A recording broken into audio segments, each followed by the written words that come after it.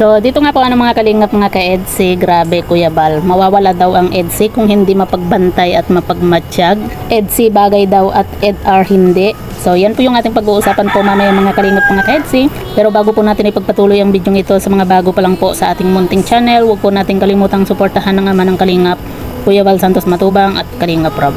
At paunawa panoorin po muna ang full video bago mag-comment para malaman ang nilalaman nito. So dito nga po mga kalingap mga ka-EDSI, kung napanood nga po ninyo yung live po ni Kuya Bal, kung saan grabe po yung pagpapatawa po ni Kuya Bal nga po sa kanyang live.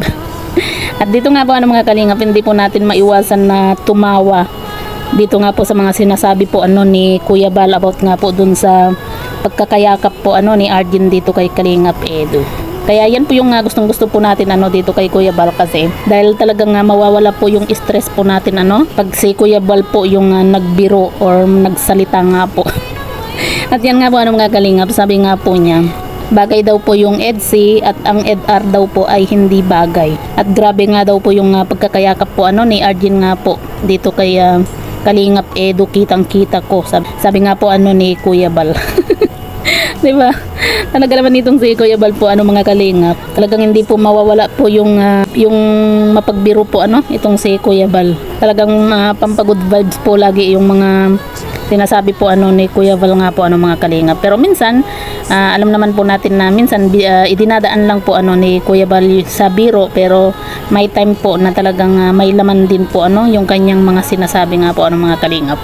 At dito pa po ako natawa dito kay Kuya Bal nga po nung sinabi po niya na tinelescope ko, sabi nga po ni Kuya Bal, ang galing nga daw po minicroscope nga daw po niya. Grabe nga daw po yung pagkakayakap po ni Arjen dito kay Kalingap Edu.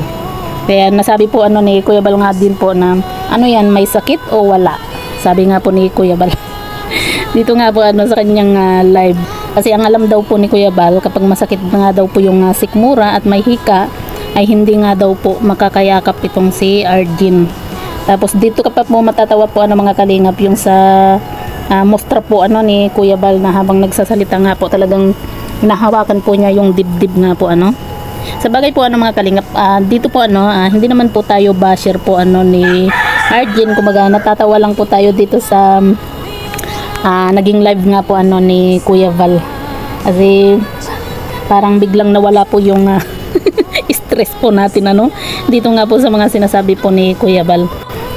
Kasi yung mga hipag at kuya ko nga po mga kalingap, pati yung mga pamangkin ko, kapag hinihika po talaga yung dibdib po talaga nila yung as in hawak, kasi nga po hirap po silang huminga, diba? Kaya marami po yung nakapansin nga po dito kay Arjen sa pagkakayakap nga po dito kay Kalingap Edu.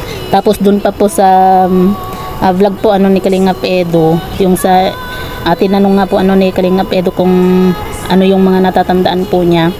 Ang natandaan nga lang daw po ni Arjen nga po ay yung nung sinabi nga daw po ni Kalingap Edu na umawak po si Arjen sa leeg po niya, kasi nga po bubuhatin po siya ni Kalingap Edu nga po mga kalingap. Kaya marami po yung nagtataka po mga kalingap, dahil kung talagang sobrang sakit po at hindi makahinga po itong si Arjen, pero nagawa pa pong yumakap po sa leeg po ni Kalingap Edu itong si Arjen nga po mga kalingap. Kaya naman po itong si Kuya Bal, talaga naman grabe po yung yung mga sinasabi po niya dito sa kanyang live nga po talagang pampagood vibes po lagi yung sinasabi po ni Kuya Bal nga po dito sa kanyang live. At yan nga po mga kalingap, wag na rin po nating i-bash po itong si Arjen, kasi hindi naman po natin alam kung po talaga yung pinagdadaanan po ni Arjen nga po, lalo na po at hindi rin po biro yung kursong nursing nga po mga kalingap. Siguro marami po siyang iniisip, hindi po natin alam, baka stress na din po siya dahil sa mga gastusin. Hindi po natin alam mga kalingap kung ba yung totoong nararamdaman po ni Arjen nga po.